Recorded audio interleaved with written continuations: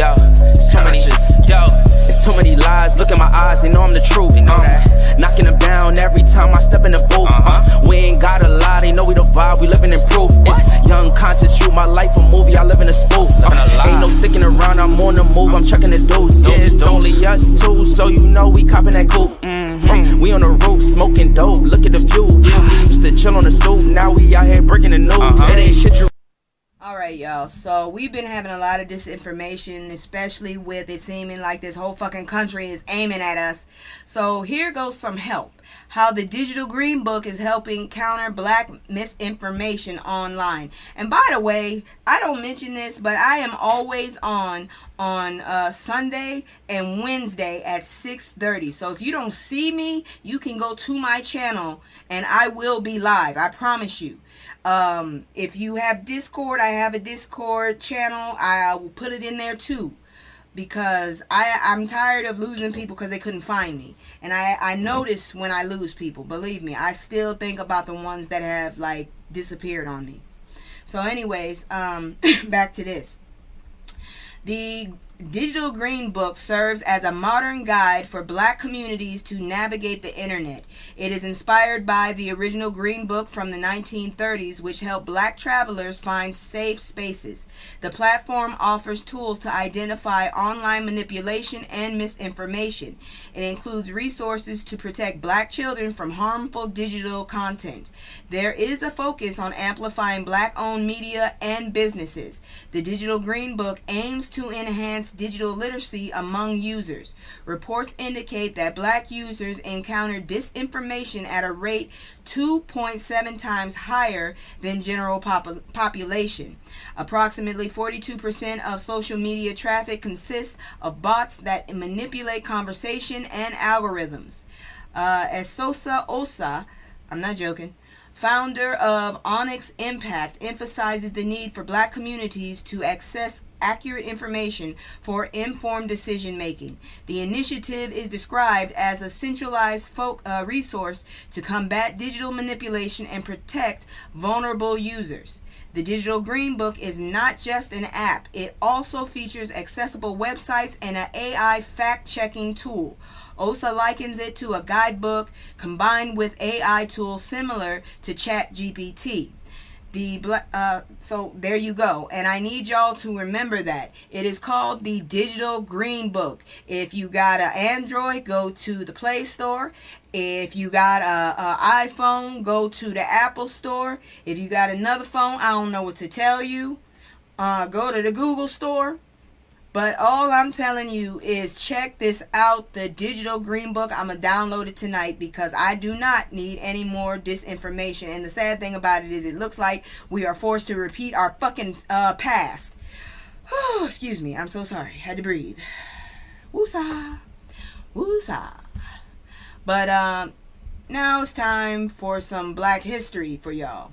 I'm about to teach you. I'm about to learn you because I'm so fucking sick and tired of these assholes. So you decide to get rid of black history. Now we're going to have black year. How about that? How about that? Check this out. Emotional content. Little known black history facts. Cardis Collins. If you don't know who she is, I'm about to tell you about him. So Cardis Collins was born on September 24th, that's the same as my cousin, 1931 in St. Louis, Missouri. She relocated to Detroit at the age of 10 and attended the Northwestern University in Illinois. She worked as a revenue auditor for the Illinois State Department of Revenue in Chicago. Cardis Collins was thrust into politics following the death of her husband, U.S. Congressman George Collins, in a plane crash in December 1972. Initially reluctant to run for office due to her shy nature and family responsibilities, including a 13-year-old son, she successfully ran a brief campaign, winning both the Democratic primary and the general election. She faced challenges in her early years, but eventually thrived in her role. She became a champion for women's health and welfare issues. Cardis served as chairwoman of the Congressional Black Caucus. She was a notable achievements included becoming the first black person and the first woman to serve as whip at large for the Democratic Party. Miss Collins served the state of Illinois in Congress for 25 years until her retirement in 1997. For many years, she was the only black woman serving in Congress, making significant contributions to representation and advocacy. She passed away in Alexandria, Virginia in 2013 at the age of 81. So, rest in power, Queen. This was Cardis Collins. We need more like her. All right, y'all. We got out of the dark places. We got to learn some stuff. Now we gonna get nosy. So if you ready, let's get nosy, y'all. We about to see some nosy shit. You know how I feel about this. You know what time it is. Ain't nobody got time for that. Wow. 3 total shockers we just learned from Jonathan Majors. I don't think he's handsome. And Lord have mercy, what's up with all that green? Was it a theme? So Jonathan Majors has been largely out of the public eye since his conviction in December 2023. That's what happens when you get blamed. He revealed in an interview that he suffered SA as a child starting from the age of 9, which has impacted his mental health. Major sought therapy. Oh, yeah, I got 30 minutes. I'm good. Major sought therapy post-trial to address unresolved issues and better understand his behavior. He discussed a recent conversation with his mother about the abuse where she apologized for not protecting him, but Majors does not blame her. Contrary to previous reports, Megan Good is not providing child support for Majors' 11-year-old daughter Ella. Majors is using his residuals to make payments. What has Jonathan done? He got Megan pregnant. That's what he did. That's all I can tell you, because I don't know what else he's done. Not since that shit. He is determined to maintain his daughter's quality of life despite his current circumstances, recalling his own experiences of growing up poor. Majors is exploring new acting projects, including a revenge thriller directed by Martin Villeneuve, a superhero film that's not associated with Marvel or DC. Maybe Dark Horse. You didn't know? You didn't know Megan was pregnant? Girl, I did a whole report. She's pregnant. She's freaking pregnant. He expressed optimism about returning to acting, stating that he hopes to make more movies, but acknowledges that many factors are outside unless she was joking. I could have sworn the story was about her being pregnant. I don't be paying attention to my stories after that, because I don't pay attention to these people. I need to go check again.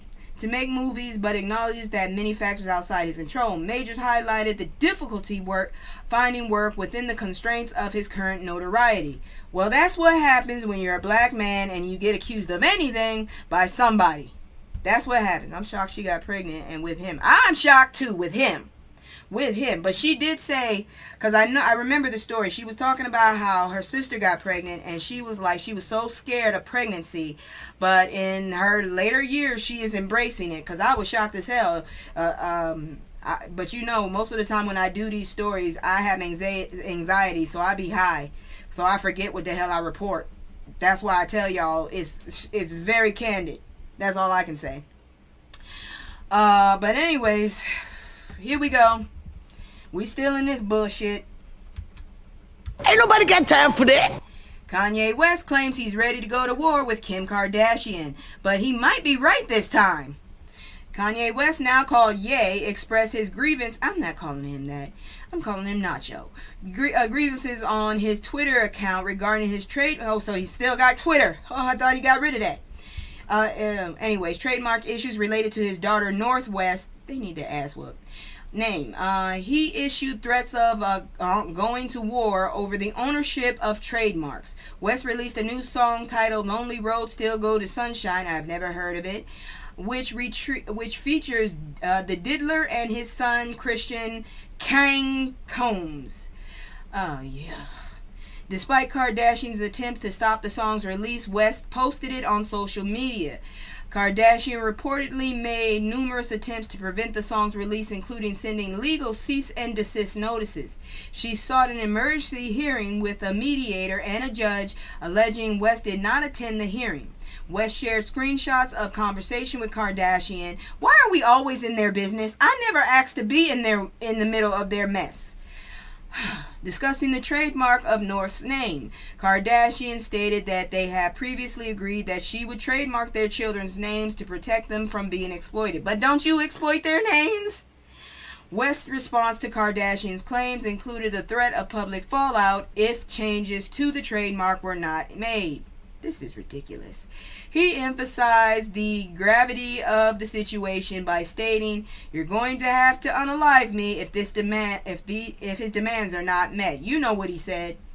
As of this report, Kim Kardashian has not publicly, I don't like how saying her last name, responded to West's social media post or the ongoing trademark dispute. You know that's fucked up when you gotta trademark someone's name. That I don't know if that's greedy or petty or stupid. I don't know. But anyways, we're out of that forest right there. Now into some good old education about